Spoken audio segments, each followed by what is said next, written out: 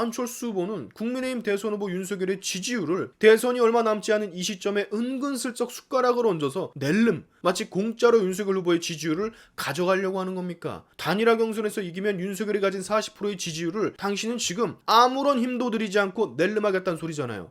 자, 대선이 한 달도 남지 않은 이 시점, 야권의 단일화 이슈가 요즘 화두죠. 주말에 아마 여러분들 안철수 후보가 낸 단일화 조건부 브리핑 보셨을 거예요. 오늘은 이 이야기를 해볼까 합니다. 안철수 후보의 이 행보가 과연 정권 창출에 도움이 되는 건지, 그리고 안철수 후보의 이 행보가 왜 어이가 없는지. 자, 안철수 후보는 윤석열 후보에게 단일화를 제안했습니다. 그런데 이 단일화의 방식이 여론조사 국민 경선이에요. 이 말이 무슨 말이냐? 윤석열과 안철수 둘이서 누가 더 단일화 인물에 적합한지 국민에게 직접 물어보겠다는 뜻입니다. 그래서 더 많은 지지를 얻은 사람이 단일화 후보가 돼서 이재명과 대권 다툼을 하자라는 대충 이런 건데, 난 이게 참 어이가 없어요. 왜 어이가 없냐? 일단 첫째, 대선이 얼마 남지 않은 25일 남은 이 시점에 대선 싸움을 해도 모자랄 이 시점에 굳이 야권 후보끼리 경선 싸움을 하는 게 너무 비효율적 불필요한 움직임이라는 겁니다. 야권 후보의 경선 싸움은 현재 야권에게 전혀 득이 되지를 않습니다. 할 거면 진작에 했었어야지. 단일화 소리가 나온 몇 달 전에 그때 했었어야지. 왜 대선이 한 달도 남지 않은 시점까지 질질 시간을 끌고 오다가 무슨 존재감 어필하는 것도 아니고, 이게 뭐 하는 짓인지 이해가 1도 가지를 않고요. 둘째, 안철수가 저런 조건부 단일화 제안을 어필하기엔 모든 것이 전부 싹 다 너무나도 부족합니다. 누구에 비해서?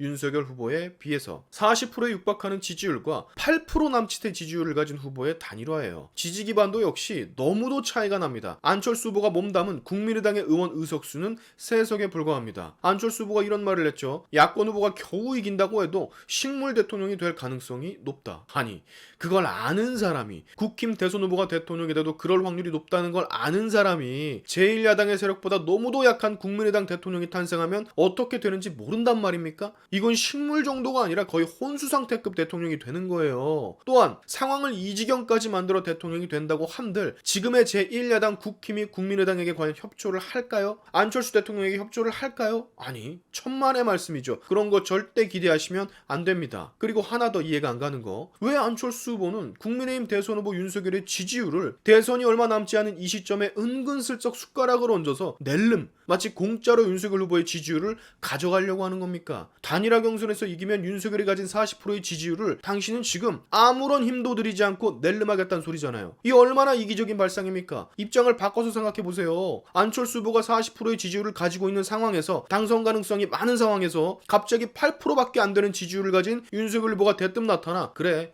니들이 단일화 원하니까 내가 해줄게. 근데 조건이 있어. 우리 둘이 국민 경선 치러서 이기는 쪽이 후보를 하자 라고 말하면 무슨 생각이 들까요? 이거 완전히 정신 나간 거 아니야? 라는 생각이 들지 않겠습니까? 날강도라는 생각 들지 않겠어요? 나만 이런 생각이 드나? 동네 구멍가게 슈퍼가 이마트한테 가서 합병하자, 대신 이름과 경영권은 투표를 해서 구멍가게로 그대로 갈지 이마트로 그대로 갈지 결정을 하자 라고 하면 이마트가 뭐라고 생각을 할까요? 뭐야 이 정신병자는, 이라면서 무시하지 않겠습니까? 안철수 후보가 그런 제안을 할 정도의 위치가 되려면 적어도 윤석열 후보가 비등비등한 지지율을 가지고 있어야 그런 제안을 할 수가 있는 겁니다. 그 브리핑하면서 안 창피하셨어요? 얼굴 달아오르지 않으셨습니까? 본인이 생각해도 어이가 없어서. 윤석열 후보 입장에서는 상대할 가치조차 없는 주제를 넘어서는 제안으로밖에 보이지를 않는다고요. 너무도 불공평하잖아. 이렇게 불공평하며 적반하장인 단일화 제안이 세상에 어디 있어요? 안철수 후보에게 묻고 싶어요. 정권 교체를 할 생각이 대체 있기는 한 겁니까? 제가 볼 때는 없어 보이는데, 답이 뭔지 알면서 그 답이 마음에 들지 않아 요리조리 피해가는 모습으로밖에 보이지를 않는데, 안철수 후보 당신은 분명히 답을 알고 있습니다. 어떻게 해야 민주당이 다시금 정권 잡지 못하게 할 수 있는지 당신은 분명히 답을 알고 있어요. 지금 제가 봤을 때 안철수 후보의 정치 생명은 굉장히 위태롭습니다. 이런 식으로 단일화 회방을 놓고 없는 트러블과 이슈를 일으켜 자꾸 정권 탈환에 방해를 하잖아요. 만약 윤석열 후보가 단일화가 없이 이재명 후보에게 승리하게 되면 안철수 후보는 진짜 철저하게 무시를 당하면서 그 누구도 눈길을 주지 않을 겁니다. 무슨 일이든 딴지를 걸어서 회방을 놓는 정치인으로 자리매김을 할 거라고요. 반대로 윤석열 후보가 패배하면 안철수 후보는 이 패배 원인을 온몸으로 받아내야 됩니다. 정권 교체를 외쳤던 수많은 국민들이 안철수 후보를 맹비난하겠죠. 충분히 정권 교체를 할 수 있었던 걸 당신 때문에, 당신의 그 태클 때문에 실패했다며 아주 눈앞에 그려져. 자, 정치인이 갖춰야 할 가장 중요한 것 중에 하나, 바로